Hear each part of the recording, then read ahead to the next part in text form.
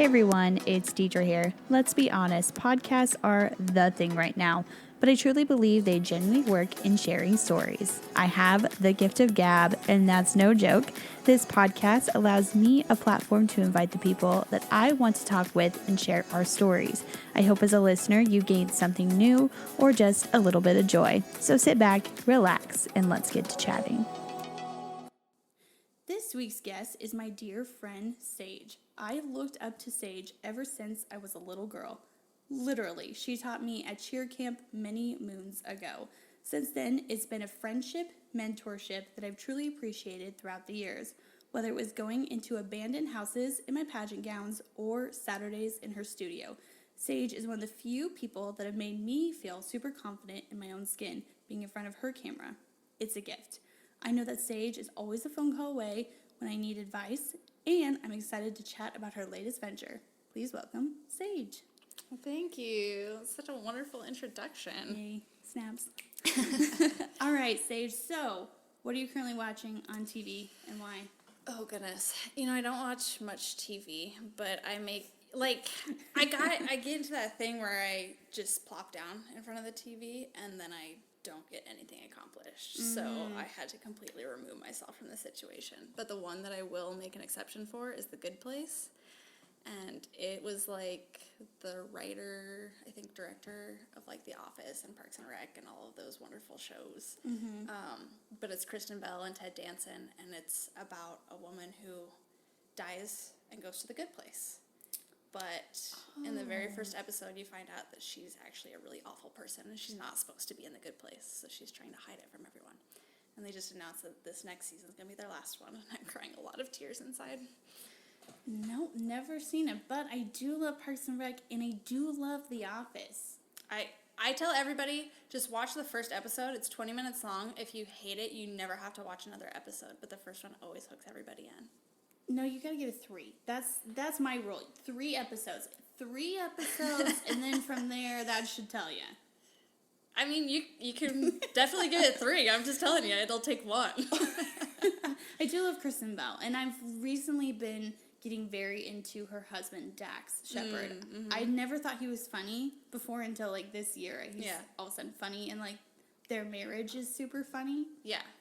So I love the two of them together. Yeah, he was recently on Stephen Colbert, and their daughters just found out they were famous.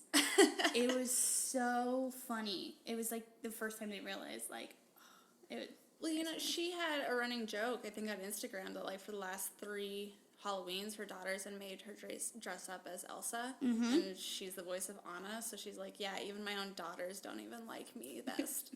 Okay, sorry. Hey, you know what? It's probably my favorite thing about their whole marriage is Dax will clearly say, like, on his own podcast, he's like, she clearly rolls in the dough. Like, she is the moneymaker. I'm just sitting here, and it's like, hey, at least you accept it. So, right. So, Sage, you have done a variety of things. Yes. Since I've met you many moons ago.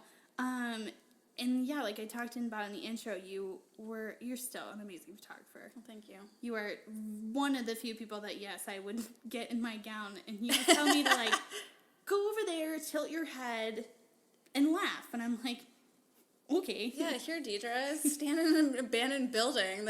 The floor might fall out from underneath you. I promise it'll be fine.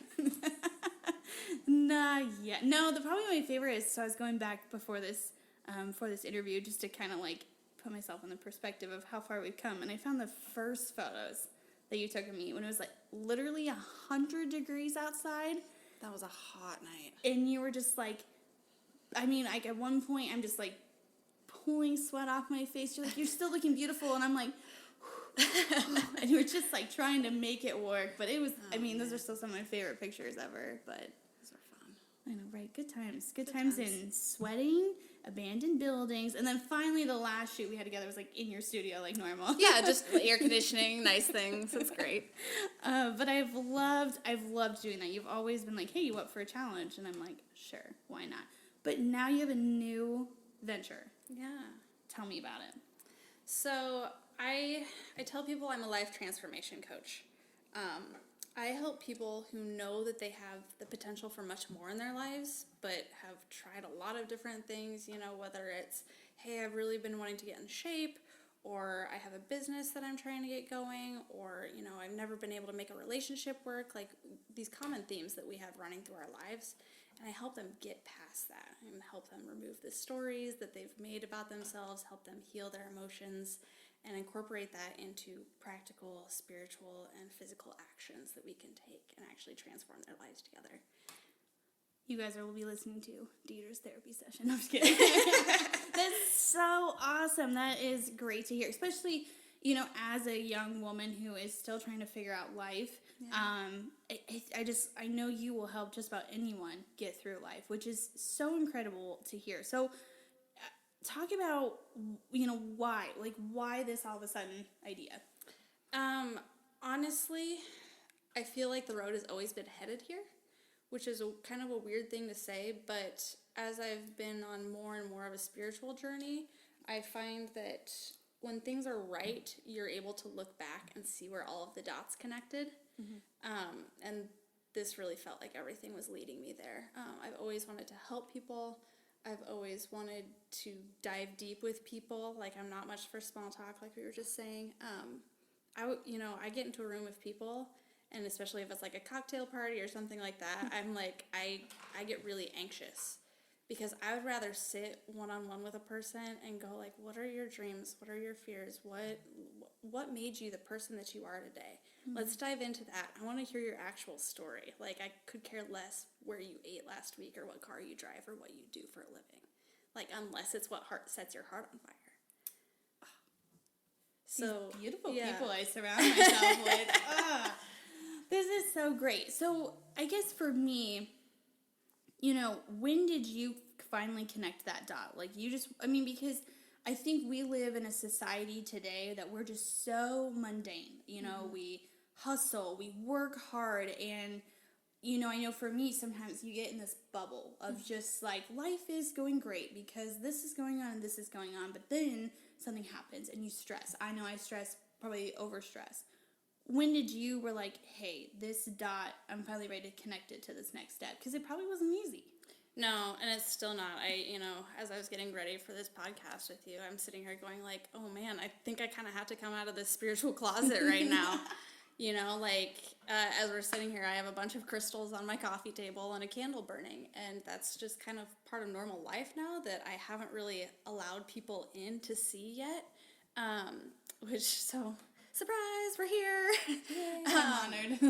But yeah, I think that you hit it on the head we have these like mind-body things that in our physical world we're really like mental, we're figuring things out, we're always looking at a screen. This is all mental activity. Thoughts are going and chattering all day long.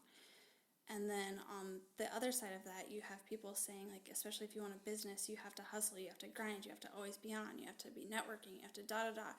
But if those things aren't filling up your heart and they're not connected to your spirit and whatever you feel is your purpose on this earth, you can't move forward. And that's really what my coaching is all about, is connecting the mind and the body with the spirit and getting those values built in. So what connected the dot for me was ultimately I had to transform my life and I had to become the container for what I wanted my life to be. And I looked back at all of these things like photography and essential oils and all of these things that I really wanted, and it really came down to like, I want to help people change their lives. And I'm using all of these other vehicles and kind of dancing around it, but I'm not really diving into it. And here I am. Like, let's do it now. Still keep your camera handy. If you have an eye, you do. You have such a beautiful eye. And not even me. I mean, I'm great. Don't get me wrong. But I mean, you're beautiful. Thank you. No, it's been all your other aspects. You truly have that creative niche. So how are you going to let coaching other people still feel that creative? Because you're a creative person. You really are. You're one of the few people that I see you every single time, and you are still keeping that creative bug. Like, how do you inspire yourself every day or week? Yeah, I have to make a lot of quiet time. like I said, like cutting out TV was a big thing for me, because if I'm sitting and letting messages come in that I'm not creating myself, then I lose touch with that part of me. One of my favorite things to say is you create your reality, and I think that life is like our ultimate creation and expression. Like, how do I do life? How do I interact with, the cashier at the grocery store? Like, how do you create every moment by moment? That is a creative process, and if you can't get excited about that, then don't even worry about creating anything else. Don't worry about creating a business. Don't worry about creating a relationship. Create what you want in your life and make that your art, and then move forward. Bless you. I want to be your cat, like the cashier at the grocery store. I bet you make their day with whatever you say. I try. I mean, I'm human. I definitely have time, especially like I've struggled with social anxiety. I've struggled with like, I don't even want to go through the drive-thru down the street because I'm worried that they're going to be like, she was just here yesterday. Like, literally, I've been that person. So I know what that's like to not be able to, like, step outside your comfort zone and say, like, hey, I really like the necklace that you have on, or anything like that. But you don't know whose day you might make. And it's just a ripple and a butterfly effect that, if we all show a little bit of kindness to each other, it's going to go a long ways. And one of my goals with this podcast is just communicating with one another. I feel like we don't take time at all to truly communicate. Obviously, we have microphones in front of us, but I mean, not in front of the phone or FaceTime. I mean, it's just, technology is great, but it hurts. It hurts that communicating, that one-on-one. So talk a little bit more about how people can get in touch with you for coaching. Yeah, the best way right now is Instagram. My Instagram is at Major Sager, which is MAJORSAGER. I think my Facebook is facebook.com, Sage Jensen Official. And, my website is sagejensen.com. It's a work in progress because I like to live on the social networks a little bit more, but yeah. It will grow. It will grow. So I know that a lot of my listeners are younger women because that's what I am. And for those who know me well, know I just graduated and I've been in a career for almost a year now. And yeah, you were preaching to the choir over here about transforming my life. But in the sense of, what is probably your biggest piece of advice to a young woman in particular who right now is feeling probably this like, ooh, what do I do? What's your advice to that? To me. What's your advice to me? I think the biggest thing that I would say is to tune out everything. To be able to connect with, like, what are your actual values, and not, this is what my family values and this is what was passed down to me, of, like, you have to go to college, get a job, work, like, that might be a value to you, but why? What's your driving purpose behind it? And really connecting your values and your beliefs to your everyday actions so that you know you're moving towards those values and beliefs. We kind of get caught up in, okay, well, the next step after this is to get engaged, and the next step after this is to get married, and then we buy a house and have some kids and have a dog.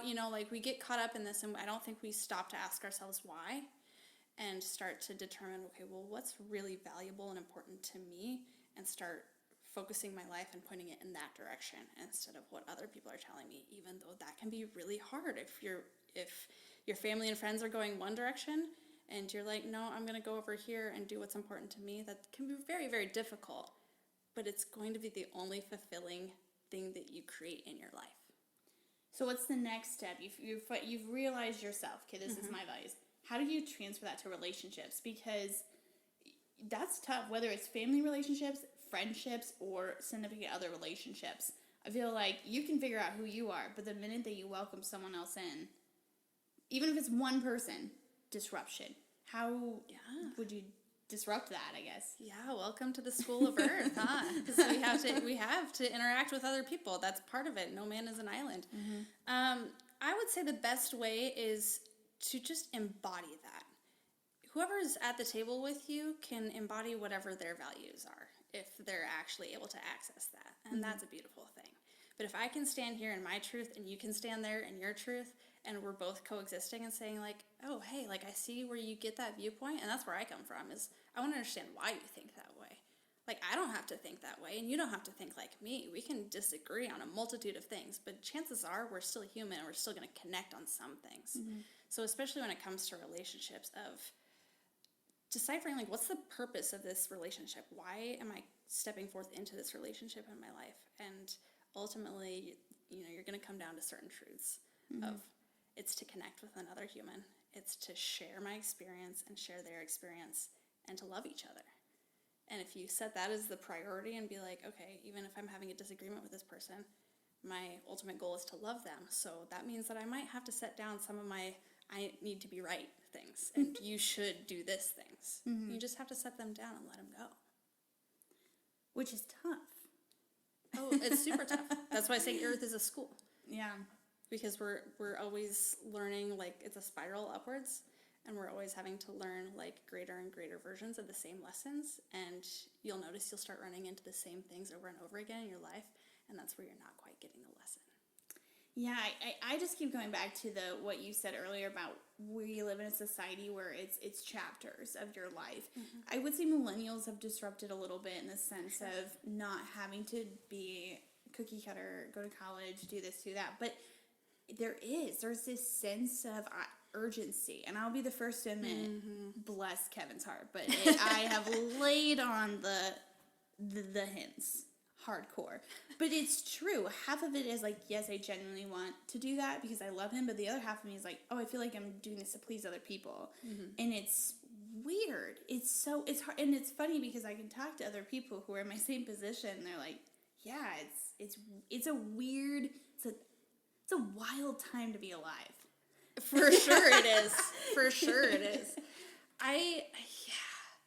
That's difficult because when it is a little piece of your heart that's like, no, this is something I value, but on the grander scheme, it's like there's these external forces, and Target's already sending me wedding registry things. Like we have marketing that is pushing these things. They can target to us. Even I've started getting engagement ring advertisements, and I'm like, I am nowhere near ready to get engaged, but thank you. Like, those are beautiful rings.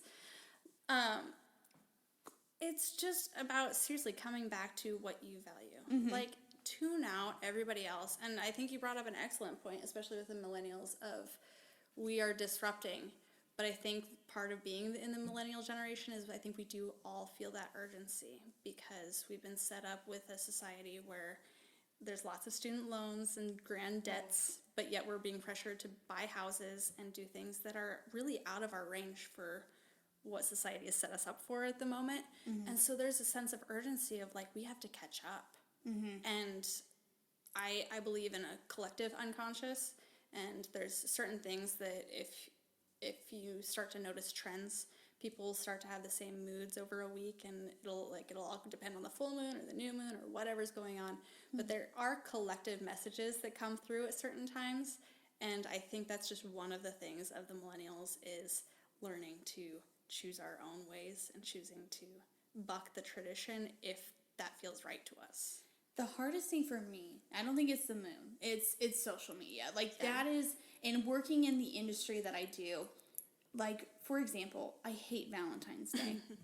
And, like, I love Kevin 365 days of the year. But it's like Valentine's Day, I hate it because there's this, like, pressure. There's this, like, oh, I have to prove myself. And then, like, that one day on social media is, like, the one day that the girl who doesn't post finally posts, and her boyfriend got her hundreds of flowers. Like, I don't know. And so, like, right now, where I'm at in my life is, I'll be fine. Like, I will totally be fine. I'm living in the moment. Kevin and I are just, we're doing great things. And then it's like, everyone and their dog in that 1 week either gets pregnant, or announces they're getting engaged, or has a wedding, and I'm just like, I immediately put my worth to a stupid platform, which is sick. But I feel like a lot of people do that. Am I crazy? I don't know. No, it's not crazy, and it's the way the system is set up. Yeah. I actually would say that my boyfriend has been a great help to me in that when we got together, he's like, yeah, I don't do social media. I don't feel like that's necessary. Oh, he's a keeper. Yeah, which is weird because especially in building a business, I felt like I needed to be on social media all of the time and constantly be posting, and I've really dialed it back, and it's helped me to find what's important to me. But also, in those instances where, like, everybody's posting, like, oh, I got a dozen roses, it comes up with all of these self-worth issues, and it brings up a lot of emotions that were always there, but now it's bringing a target to focus on. So what I help people do is kind of examine those emotions and examine those stories and those thoughts that come up in those instances and be like, okay, what am I making this mean about myself? What am I making myself believe? Like things like, oh, her boyfriend must love her way more than my boyfriend does. You know, all of these things that aren't true. And be like, it's not true. It's not helpful. Why? And be like, no, just... I'm going to experience like, okay, there's something that I'm missing here, but it might not be in this situation. It might have been something from long ago. But I'm just going to witness that emotion and sit with it and be like, and not judge it. And be like, okay, thank you for showing up for me. Yeah, no, I mean, bless Kevin's heart. We've had many discussions about it, and it's just come to the point that since I work in the industry that I do, I have to throw my phone away. And I've gotten a lot better at it of, you know, I really enjoying the moment and experiencing it, but it's just those triggers. You're right. It's like, what do I need to tell myself to make myself feel better? I don't know, but just trying to tune it out. But yeah, they're all listening. And I'm sure, like you said, we mentioned the word engagement and registry. We're both going to have ads for the next 2 weeks. I sent a text message because my Jeep was in the shop, and I sent a text message to my boyfriend about the new Jeeps in the lot. And before you knew it, I had 2 Jeep advertisements on Facebook. I'm like, I didn't even go looking at Jeeps. I literally just sent in a text message. So you try to tell me that Zuckerberg's not on my phone. I don't know. Yeah, no, it's a, like I said earlier, but it is a wild time to be alive. And I see it every day in a business perspective, but also just in my personal life. So I just nod my head to you for wanting to help others look past it, because like you've said consistently, it's all what you see in yourself. But we are our worst enemies. We can be. We can be. So that is a tough one. So we'll probably end on just one little piece. Like what, you know, if you want someone to listen to this podcast and probably take away one thing about you, Sage Jensen, and this new venture, what would it be? You are far more powerful than you know. You have the ability to create your life, and if anything is going quote-unquote wrong in your life, ask yourself, well, how is this helping me? What am I going to learn from it? And look back 10 years from now and say, that changed my life in X, Y, and Z for whatever reason.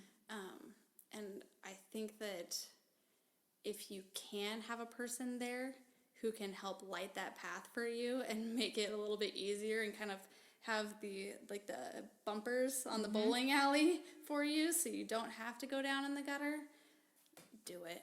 Like, it doesn't matter if it's just following somebody on Instagram. It doesn't matter if it's listening to your podcast. Just do something that gives you a target to aspire to and helps you stay on the right track of what's important to you.